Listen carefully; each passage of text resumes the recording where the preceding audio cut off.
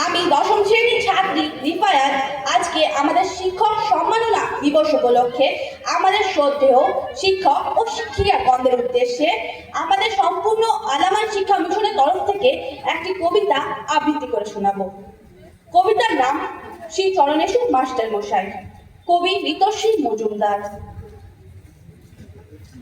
কেমন আছেন আপনি? কেমন আছেন আপনারা?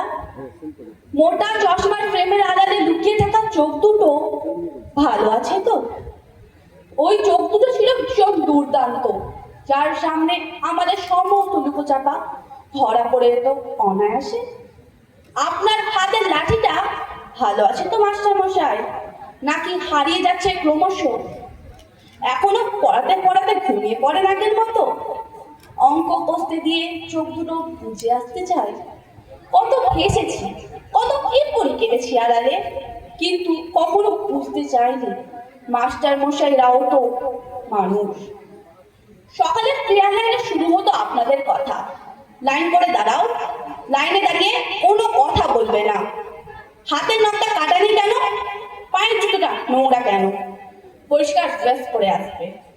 তারপর বাংলা, ইতিহাস, অঙ্ক, ভূগোল পড়া পড়া আর পড়া। পড়াতে পড়াতে কখনো কেসে নিচ্ছেন, কখনো বা ভাবছেন চুপ করে থাকা, লুকিয়ে থাকা কিংবা পিছিয়ে পড়া সেই ছাত্রগুলোর কথা। সংস্কৃতির পিঠে রেখেছিলেন হাত। পড়াশোনার মতো বন্ধু হয় না রে, এ বন্ধু ছেড়ে যায় না কখনো।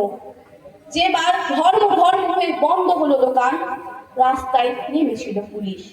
তখন আপনি বলেছিলেন, ওরে বেটা, আগে মানুষ হয়ে দেখা। শিবু আর রহিমের রক্ত কি আলাদা রে? বন্ধুর আবার জাত হয়।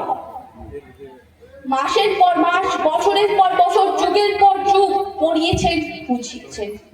পড়াতে পড়াতে আপনার চোখে পড়েছে ছানি, লেন্স ক্রমাগত মোটা থেকে আরো মোটা হয়েছে। আমরা হেসেছি, বিদ্রুপ করেছি আপনার ধুতি নিয়ে।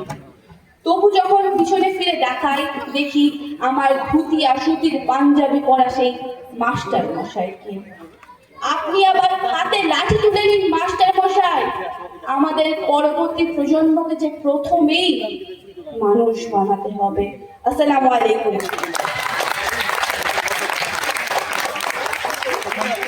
অসংখ্য ধন্যবাদ রিফায়াতকে আমাদের পক্ষ থেকে এত সুন্দর একটি কবিতা আবৃত্তি করার জন্য।